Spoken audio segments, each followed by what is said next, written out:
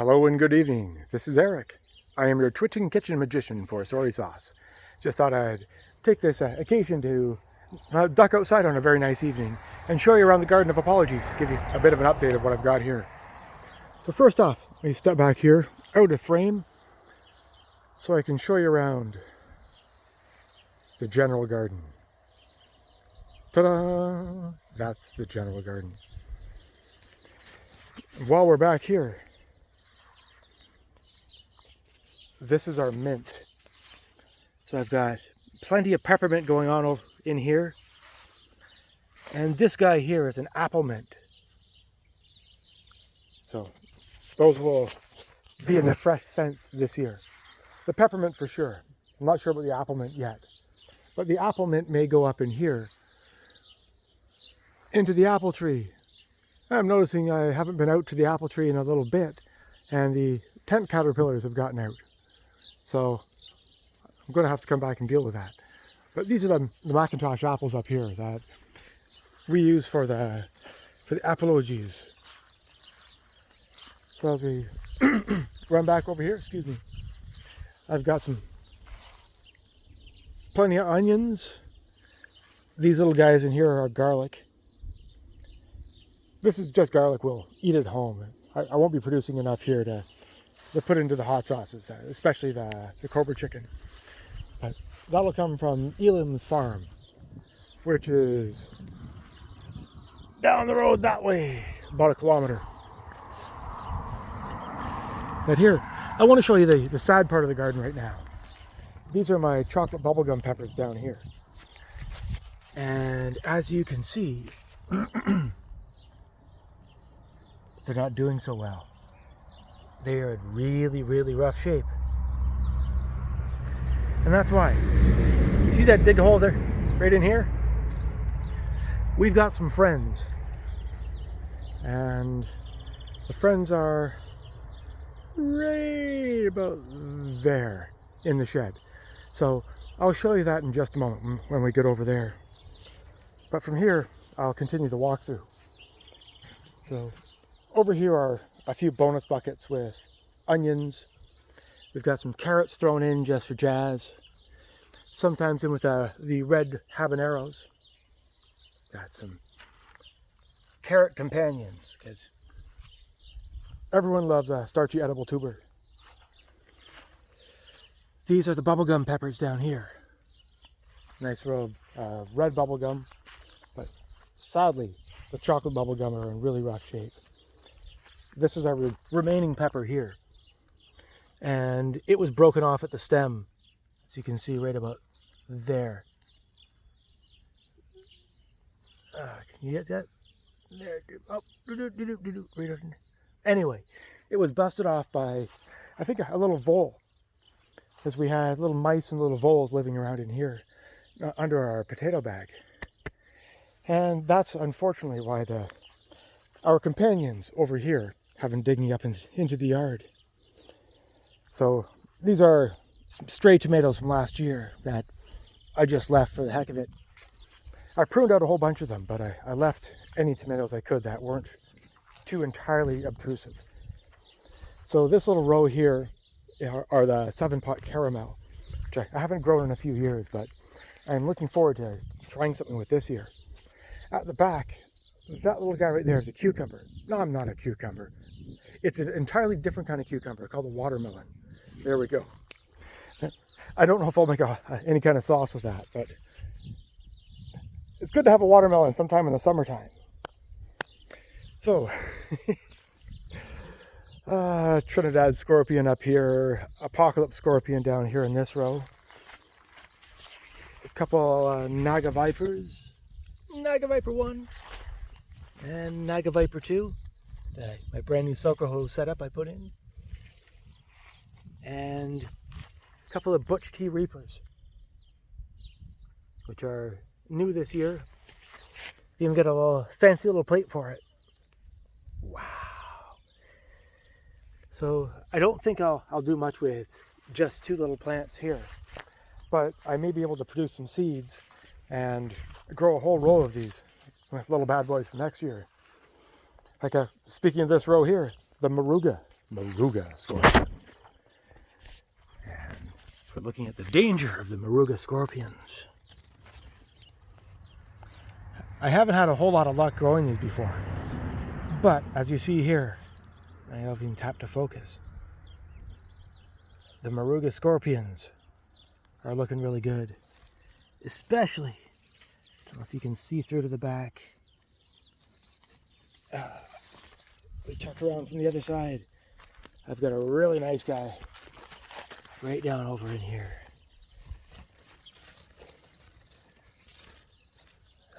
Oh yeah, look at that pepper.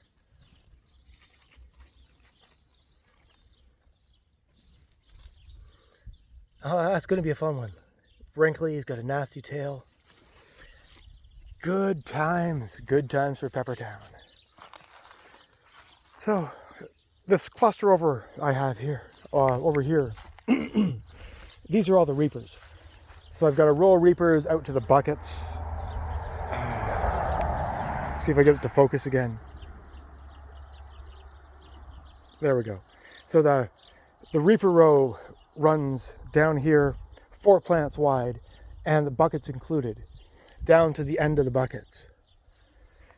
And while we're over here, if you look behind our little thistle plant, and you see that little tunnel in behind the rain barrel. Oh, get myself out of the shadow. Right down in there. That's our problem. That's a den of foxes. So, although it's a minor inconvenience having mice and voles living in the garden, and sometimes they swipe my tomatoes, it's become a slightly larger inconvenience having a family of, I think it's 6 foxes, 2 adults, 4 kits, that are living under the shed because they have been digging up the garden. And that's why I lost 4 of my 5 chocolate bubble gums over in this corner. So we had voles living under the garden, so the foxes dug up the plants to get to the vole holes. And sadly, we're just a casualty of being between the fox and the vole hole. Every year is some kind of critter. Now, a couple of years ago, it was a cat. Our neighbor's cat from across the street. Very nice cat. And she'd come over and she'd see me and she'd purr and then she'd rub herself against one of the plants. And peppers don't really bend that well, so she'd end up snapping them off. And it's hard to get mad at a friendly cat when she's just trying to say hi and just trying to throw some love at me, but she's killing my damn plants. And now I've got a fox. What the fox, man? What the fox? All right. Oh, managed to flip myself around. Okay, we flip back. There we go. Anyways, I walk around here. This section down here, from the end of these buckets, I get into the monster naga plants. The monster naga is very much like a ghost pepper, but it tends to be a large plant and a prolific producer. If any of you have seen the picture of me that I put on the sorry cards where I'm wearing my Flamin' Groovy shirt and I've got the plant right about here hanging under my chin, that guy's a monster naga back from Archriva Court in Burlington. Really good plants. All right, back around we go. Here. I'll be getting dandelions out of the ground just as we're walking. This is another watermelon, and we're nearing the end of the nagas here, and from then on, up the right left-hand side here, are the ghost plant, red ghosts. Beside them, I've got the chocolate ghosts, including one with a fancy plate from the store, so I can replenish the gene stock and get a new batch of seeds. Oh, excuse me, bit of a yawn there. Anyway, I step back over in here, you get the jalapenos. Jalapenos. Got a few really good ones here. Nice robust looking plants.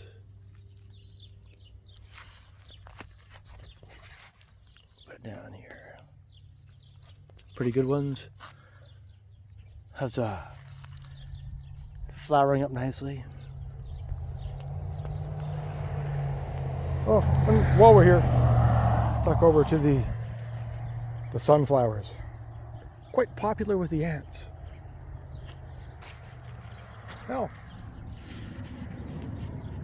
there are the ant holes.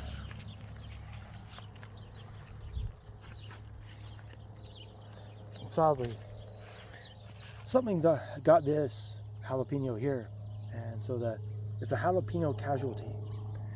I grabbed the green peppers off it a few days ago, and I have those in the freezer, so they're ready for the fresh scents. But they won't ripen as much as I'd like, and sadly the plant is dead for some inexplicable reason. Another nice looking ant hole down here.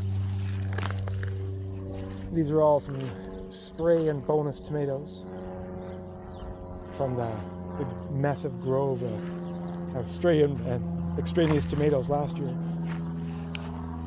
Yes. Nice looking ghost.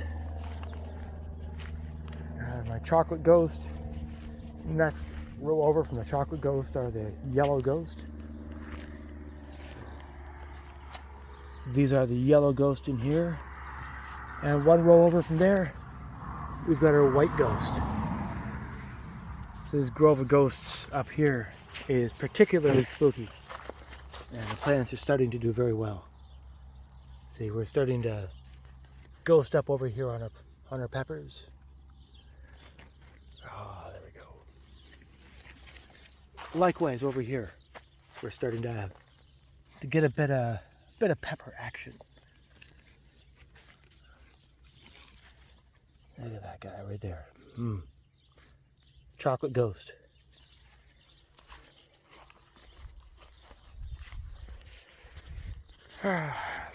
Tuck over now. These are cherry peppers.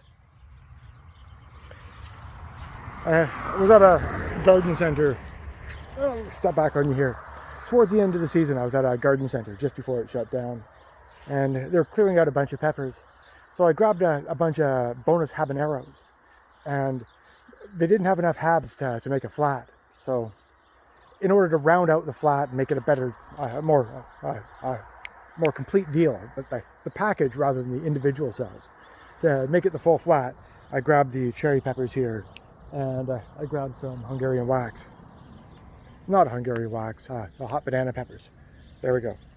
Just step back on you here. I've got a bit of squash around the Santa Fe Grande. Buried in a bit of grass, unfortunately, but here we go. We've got a bunch of fatali now, and then our red habanero, and then our orange habanero. Let's see, do we have any habs on the habs? Oh, we're starting to see a little bit of action up here. You can see another watermelon, and every plant has snail bites on it. Snails are jerks. They like to hang out in my garden. So we've got a row of orange hab here on my right. These are chocolate hab over here on the left. The back of the chocolate hab. Then walk you back up the Bahamian goat. These are the goat peppers. And here, this is another one. Oh, sorry, got my hand in the wrong spot there. Here's another spot where I've lost a pepper. That was the pepper. Here's the hole in the ground. And I got foxed. Ding, ding, ding, ding, ding, ding, ding. And that's what the foxes say. They say, dig up the peppers. They're jerks. But these are my goat peppers up here. And there we go. That's what I'm talking about. That's a snail. Beat it.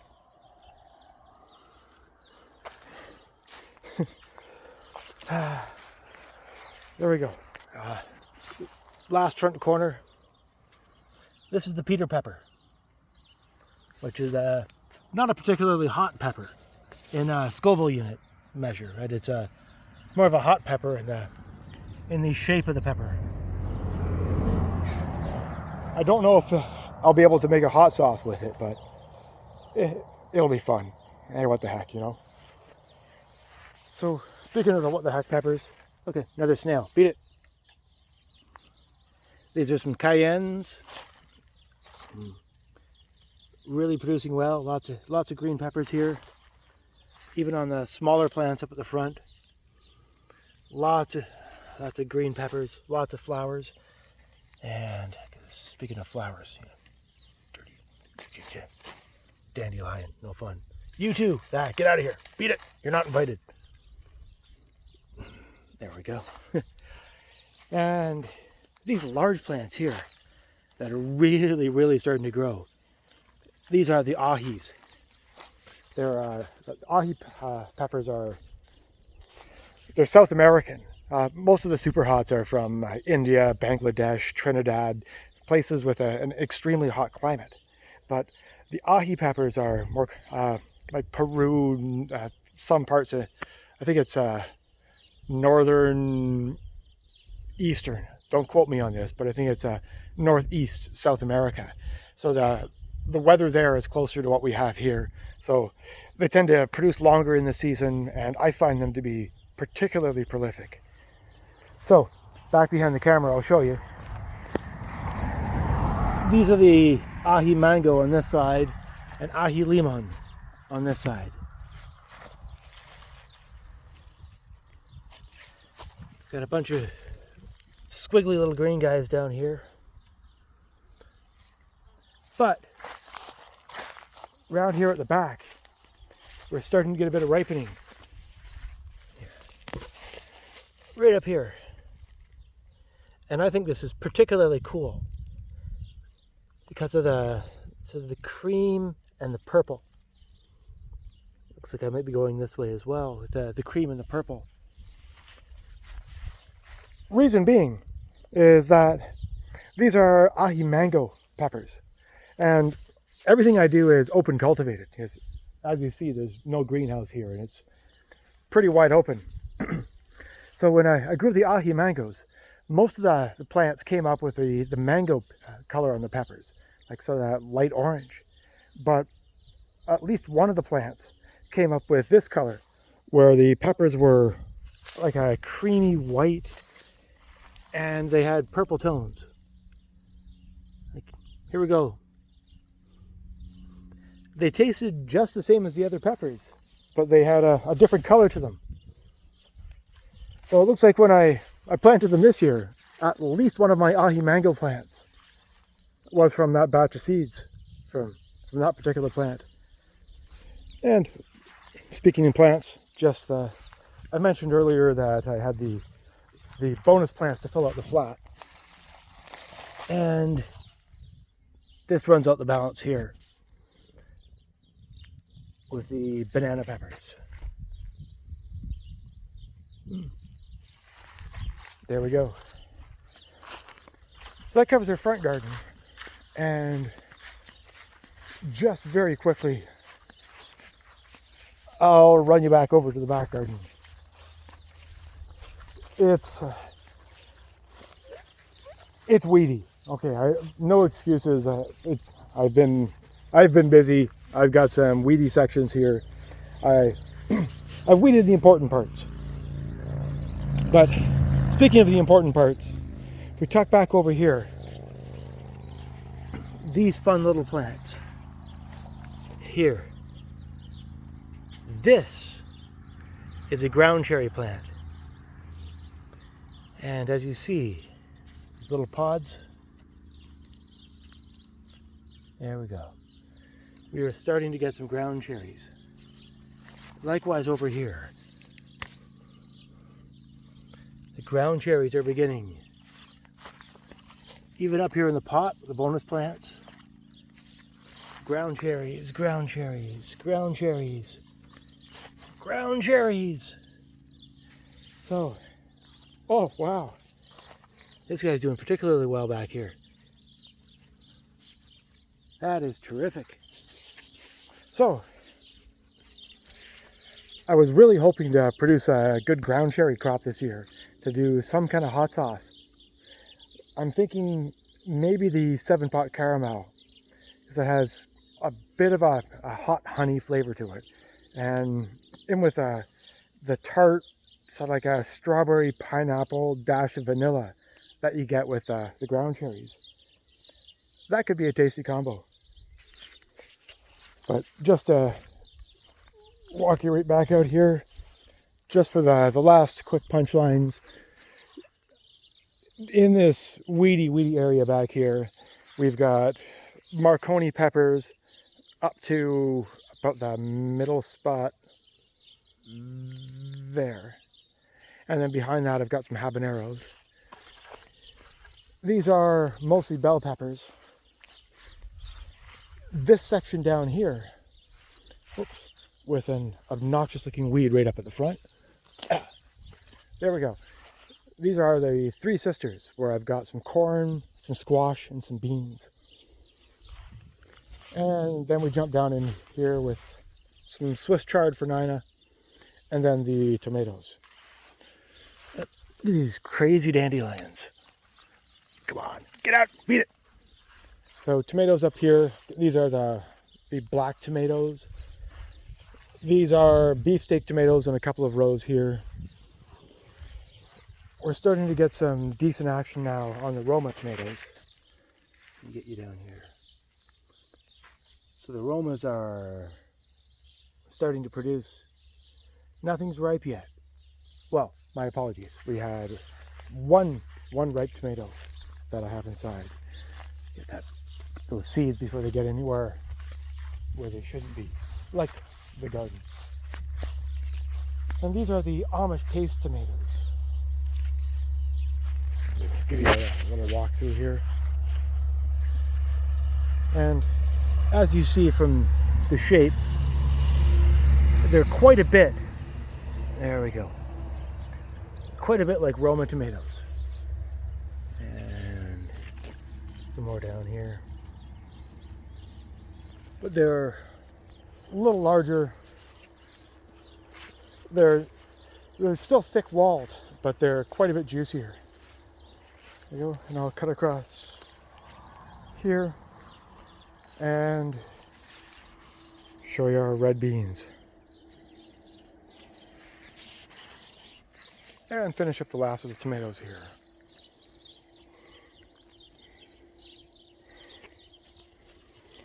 So,